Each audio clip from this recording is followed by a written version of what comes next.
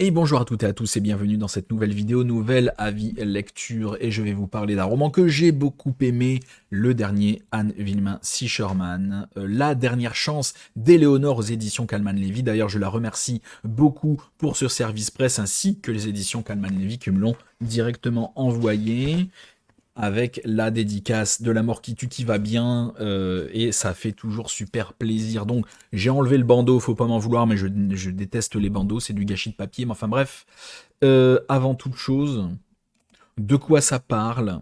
Le résumé, s'il vous plaît. Attendez que je le trouve, voilà. Une nuit de février 1794, le cadavre de Catherine Lambert, une jeune paysanne, est déposé devant la porte du château de Gouin. Sa propriétaire, Éléonore de Cussange, vit dans l'angoisse depuis la promulgation de la loi des suspects. Alors, face à ce meurtre dont elle craint d'être accusée, elle décide de s'enfuir avec sa fille Lou. Pour le vétérinaire Augustin Duroc, alors je ne sais pas si on dit Duroc ou Duroche. Du coup, dans le doute, je dis Duroc. De toute façon, on me corrigera dans les commentaires. Pour le vétérinaire Augustin Duroc, il ne fait aucun doute qu'Éléonore, son amie de longue date, est victime d'une injustice. Entre les tensions révolutionnaires, les jalousies villageoises et les secrets inavoués, il découvre une toile complexe de relations et de ressentiments, et le représentant du Quesnoy, figure impitoyable, rend sa mission d'autant plus périlleuse. Dans une France où la terreur règne, où la délation est reine et où chaque mot peut conduire à la mort, débute pour Augustin une course contre la montre pour démasquer le véritable meurtrier, mais dans une époque où la justice est aveuglée par l'idéologie, parviendra-t-il à sauver une innocente du couperet de la guillotine? Et donc c'était vraiment bien. Donc on est en pleine terreur en 1794 et les sans-culottes mènent une sorte de tyrannie où ils arrêtent tout le monde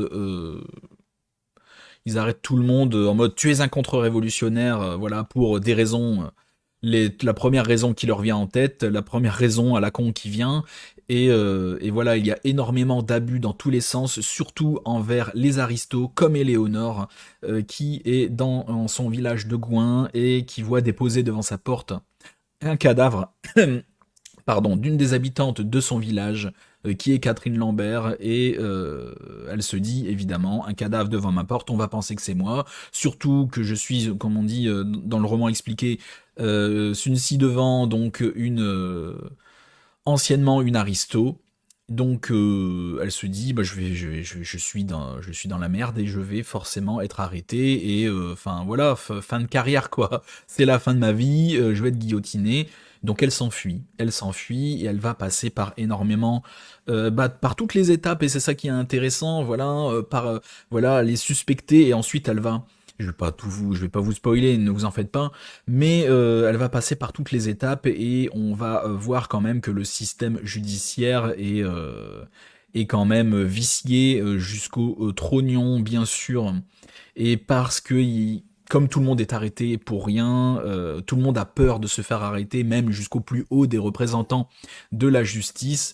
Il y a des pressions de partout, tout le monde tout le monde a une pression par son supérieur à chaque fois, s'ils ne sont pas assez durs avec les contre-révolutionnaires. Donc, j'ajoute que je n'y connais rien en histoire, hein, voilà.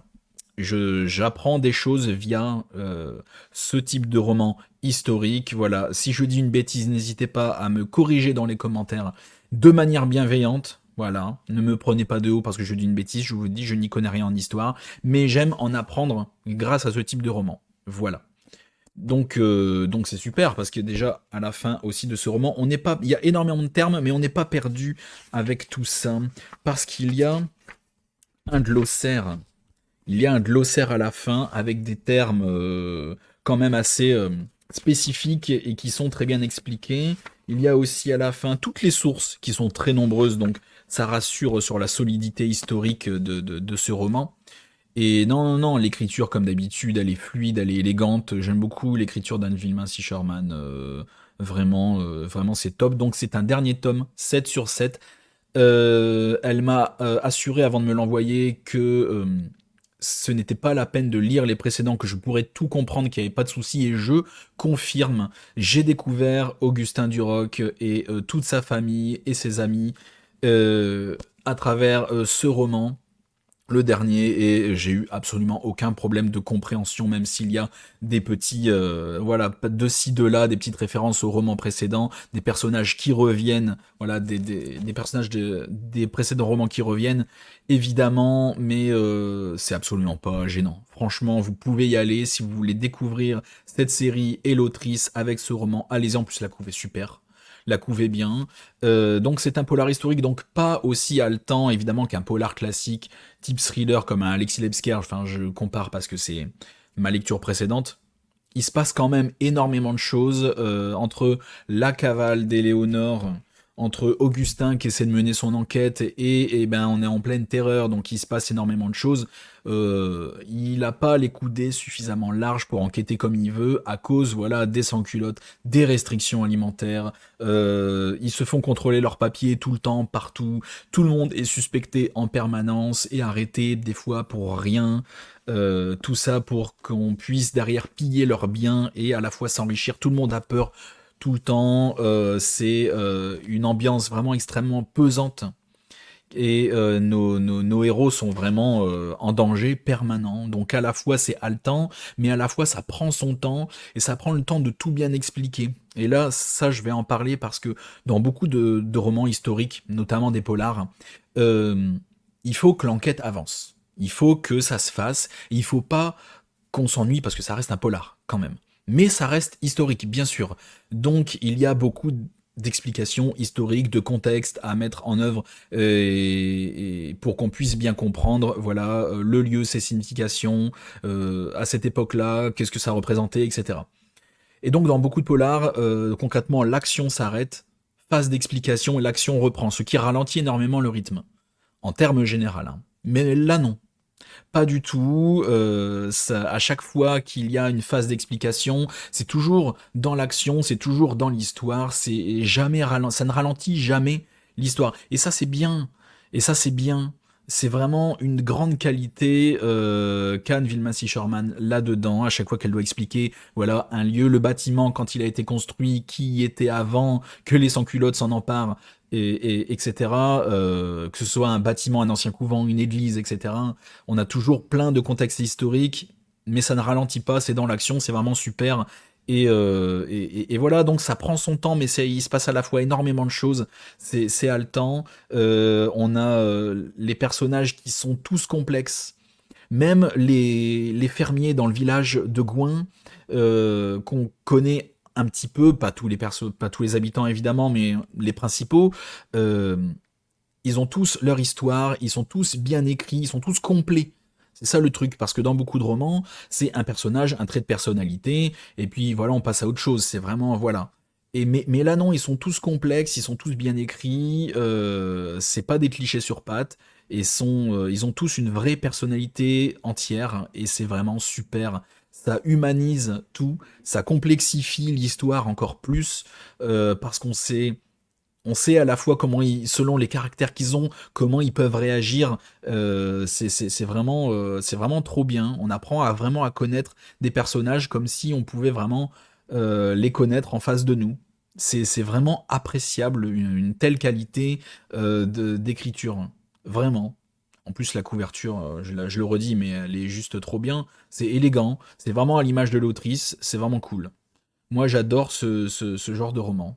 Que dire de plus? Oui, on apprend énormément de choses. Soit on aime ou on les déteste, les persos. On apprend énormément de choses sur le système carcéral, sur un peu tout. On va à Paris, on voit des personnages éminents, on en apprend vraiment beaucoup sur la Révolution et sur la terreur même en général. Donc je vous incite grandement à lire ce roman qui fait un peu moins de 450 pages. Donc franchement ça va. J'ai pris mon temps pour le lire, je vous avoue. Donc je n'ai pas lu que ça en 2 ou 3 semaines de temps, évidemment. J'ai d'autres livres audio et j'en ai lu encore un autre que j'ai presque fini. Ça, il n'y a pas de souci. Mais en fait, j'ai pris mon temps parce que j'étais bien dedans. Je rentrais du taf le soir et je me plongeais dedans. Je lisais une trentaine de pages, une cinquantaine de pages à chaque fois, petit peu par petit peu, et puis chapitre par chapitre, qui sont, j'allais dire, plutôt longs les chapitres, mais voilà, c'est pas les petits chapitres de 2 ou 3 pages qu'on a l'habitude, ce qui rend le roman plus haletant, voilà. Non, là, on est dans des chapitres qui prennent aussi leur temps et qui sont un peu plus longs et ça permet une bonne plongée dans l'histoire. Et non, moi j'étais bien dedans. Ce que j'ai dit, j'ai envoyé un message à Anvil Masterman hier en mode bah moi j'ai pris mon temps. Je voulais pas que ça s'arrête. J'étais trop bien. Je voulais savoir ce qui se passait aussi avec Eleonore, mais à la fois j'étais plongé en pleine terreur, j'apprenais plein de choses. C'est vraiment le type de roman qui pour moi est idéal. C'est un bon compromis entre polar et histoire, et ce n'est pas long, et c'est toujours intéressant. Et c'est quand même avec une plume qui est extrêmement fluide et agréable. Donc, achetez-le, lisez-le, soutenez cette autrice qui n'est, encore une fois, pas assez connue à mon goût. Elle s'assoit à la table des Éric Foissier et ce genre de personnages et d'auteurs qui écrivent des polars historiques et qui vendent énormément. Elle mérite d'être bien plus connue que ça. Franchement, je ne comprends pas qu'elle s'assieye pas à la table, point de vue notoriété, de grands auteurs comme ça. Franchement, je ne cesserai jamais d'encourager cette autrice et de vous inciter à la connaître et à la lire. Je n'ai rien de plus à dire parce que sinon je rentrerai dans le spoil. Donc encore une fois, si je dis des bêtises historiquement, n'hésitez pas à me corriger dans les commentaires, je n'y connais rien, je ne suis qu'un mec qui aime bien apprendre des choses sur l'histoire en lisant des polars historiques, c'est tout. Ça me fascine. J'aime beaucoup ça. Merci à tous d'avoir regardé la vidéo jusqu'au bout. N'hésite pas à liker, la commenter, à partager et t'abonner à la chaîne si ce n'est pas déjà fait. En attendant la prochaine vidéo, merci à tous et à la prochaine chez Alistair.